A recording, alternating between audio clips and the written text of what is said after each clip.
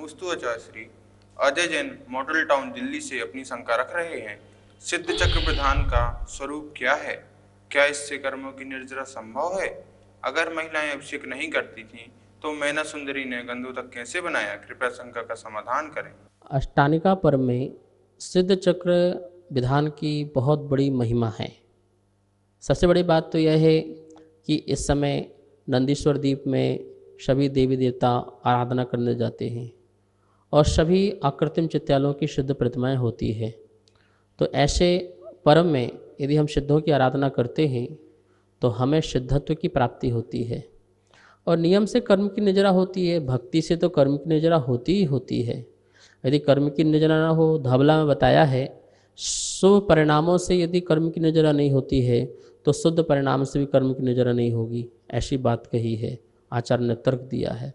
तो इस प्रकार से भक्ति करने से संबर निर्जरा जरूर होती है। निर्जरा का मतलब यहाँ पर कर्म प्रगति का नाश होना नहीं है, उनकी शक्ति अंश का घटने का नाम भी निर्जरा होता है।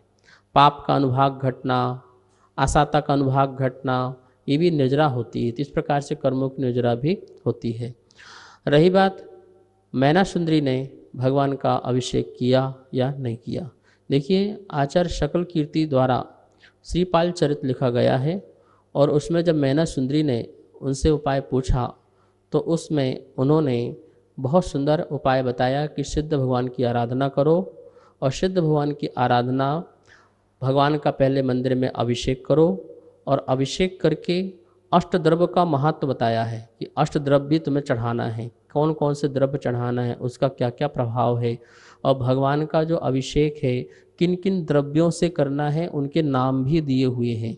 तो इस प्रकार से श्रीपाल चरित्र सकल कीर्ति स्वामी का मैना सुंदरी को उपदेश दिया। आचार्य भगवान ने वहाँ पर अभिषेक के बारे में बताया, अष्टद्रव्य के बारे में बताया और यह अभिषेक पूर्वक तुम्हें भगवान की भक्ति करनी है और गंधोदक आदि फिर अपने उन सभी को देना है, जिसके प्रभाव से सबका कुष्ठ रोग दूर हो जाएगा। तो सकल कीर्ति के अनुसार मैना सुंदरी ने अभिषेक किया और गंधोदक भी सबको छिड़का। कहीं पर महिलाएं करती हैं और कहीं पर नहीं करती हैं। अपने पूरे हिंदुस्तान में जहाँ जैसी व्यवस्था हो उस व्यवस्था के अनुरूप कार्य कर सकते हैं। नमोस्तु आचार्य। बाबूलाल जैन जयपुर राजस्थान से अपनी शंका रख रहे हैं। 35 16 60 55 2 1 वर्ण विचार है, इस पंक्ति में दी गई संख्या क्या बतलाती है? कृपया शंका का समाधान करें। जो ये पंक्ति आई है 35 16 60 55 2 1 वर्ण विचारे, ये जो पंक्ति है इसमें नमोकार मंत्र के अक्षरों की बात चल रही है। 35 अक्षर का नमोकार मंत्र है, तो इसका आप जाप कर सकते हैं। यदि शॉर्ट में यदि जाप करना है तो 16 अक्षर का अरहंत सिद्धाचार्य उपाध्याय साधु, इस प्रकार से 16 अक्षर का भी आप जाप कर सकते हैं। और भी छोटा करना है तो 6 अक्षर का भी कर सकते हैं, अरहंत सिद्ध। और भी छोटा करना है तो 5 अक्षर का भी मंत्र का जाप कर सकते हैं। और भी छोटा करना है तो 4 अक्षर का, 2 अक्षर का अथवा 1 अक्षर का ओम, इसका भी आप क्या बोलते हैं पंच परमेष्टि वाचक धर्म ध्यान कर सकते हैं। तो 35 16 6 5 4 2 1 इनमें से किन्हीं भी अक्षरों का ध्यान करें, मंत्र का ध्यान करें तो हमें सिद्धि की प्राप्ति होगी। यह पंक्ति का अर्थ है। नमोस्तु आचार्य। अंकित जैन अचनारा प्रतापगढ़ राजस्थान से अपनी शंका रख रहे हैं। जैन धर्म के अनुसार कुल देवी देवताओं की पूजा करना सही है या गलत? कृपया शंका का समाधान करें। जैन धर्म के अनुसार कुल की देवी और कुल का देव कोई नहीं होता है। हमारे यहाँ तो जब तक वर्तमान में व्यक्ति साथ में है तब तक साथ में कहलाता है, मरण होने के बाद भी उसका हमारा तुम्हारा कोई साथ नहीं होता है। न कोई पितृदोष न मातृदोष कि उनके लिए श्राद्ध कराओ, उनके लिए भोजन कराओ, ये भी कुछ नहीं होता है। तो कोई कुल की कोई देवी नहीं होती जिसने तुम्हारे कुल पर इसने जाकर के आपको बांध रखा है, और ना ही कोई देव होता है कुल का। तो ये सब मिथ्या है जैन धर्म के अनुसार। हाँ, सम्यक दृष्टि देवी देवता होते हैं जो भगवान के सेवक होते हैं, भगवान के आराधक होते हैं।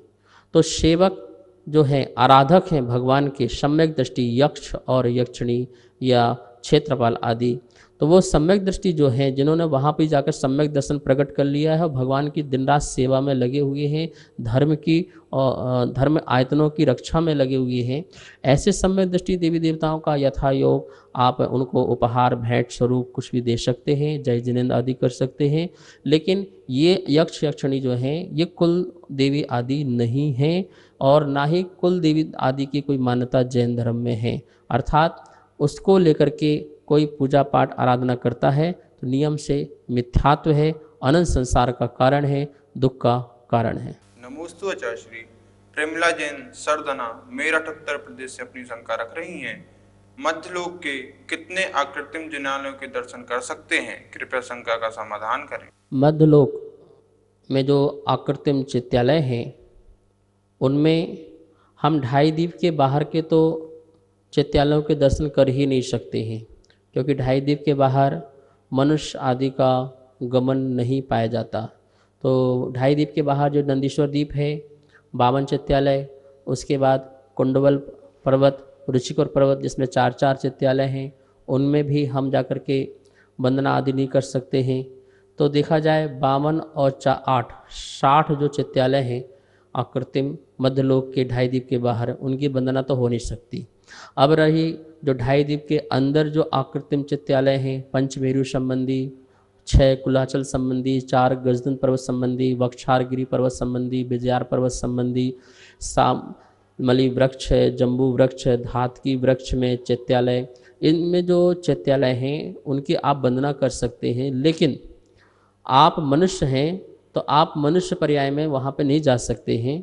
कोई देवतागण, कोई विद्याधर आपको वहाँ पे ले जाए तो आप वहाँ पर जाकर के उन आकृतिम चित्यालयों की वंदना कर सकते हैं, कहीं कोई इसमें बाधा नहीं है।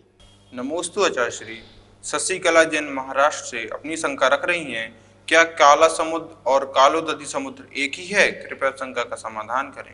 काला समुद्र और कालोदधी समुद्र दोनों में बहुत अंतर है, क्योंकि काला समुद्र जो है ये तो आपके आरखंड में ही है। जो विश्व है, ये सारा का सारा विश्व भरत क्षेत्र के आरखंड में ही आता है। ये उप समुद्र हैं, छोटे छोटे उप समुद्र हैं, महासमुद्र नहीं है। महासमुद्र जैसे लवण समुद्र जो है वो महासमुद्र है, और आरखंड के अंदर जो समुद्र पाए जा रहे हैं वो क्षुद्र छोटे उप समुद्र कहलाते हैं। और कालोदधी समुद्र तो जम्बूद्वीप के बाद लवण समुद्र के बाद धातकी खंड, और धातकी खंड के बाद कालोदधी समुद्र आना है, जहाँ पर हम न जा सकते हैं पैदल चल करके और ना ही हमें कोई ले जा सकता है। तो इस प्रकार से वो कालोदधी जो समुद्र है वो अलग है, और वर्तमान में इस विश्व में जहाँ भी काला समुद्र है, जिसका पानी काला है, वो समुद्र अलग है। नमोस्तु आचार्य। वीरेंद्र जैन मुंबई महाराष्ट्र से अपनी शंका रख रहे हैं। ढाई द्वीप की रचना में नंदीश्वर द्वीप कहाँ पर स्थित है? कृपया शंका का समाधान करें। ढाई द्वीप में नंदीश्वर द्वीप कहीं पर नहीं है। ये तो 8वां नंबर का द्वीप है, वो नंदीश्वर द्वीप है। जम्बू द्वीप, फिर धातकी द्वीप, फिर पुष्करार्थ द्वीप, ऐसे एक एक द्वीप आगे बढ़ाते जाइए। जो 8वां नंबर का जो द्वीप आएगा वो नंदीश्वर द्वीप है, जो ढाई द्वीप से बाहर है। ढाई द्वीप के अंदर की संरचना में नंदीश्वर द्वीप नहीं होता है, जहाँ पर 52 आकृतिम चित्यालय भी हैं। सभी को सादर जय जिनेंद्र। हमारे पास तत्वार्थ सूत्र के प्रथम अध्याय की पुस्तक छपकर आ चुकी है, जिसमें चित्रों और स्लाइडों के माध्यम से सरलीकरण करके अर्थ समझाया हुआ है, जो आचार्य श्री के श्रीमुख से समझाया गया है। और जो भी महानुभाव इस तत्वार्थ सूत्र की प्रथम अध्याय की पुस्तक को मंगवाना चाहते हैं एवं द्वितीय एवं तृतीय अध्याय की पुस्तकों को छपवाना चाहते हैं, वो नीचे दिए गए नंबर पर संपर्क करें। एवं जो भी पुण्यार्जक बनना चाहते हैं वो भी नीचे दिए गए नंबरों पर संपर्क करें। धन्यवाद। जय जिनेंद्र।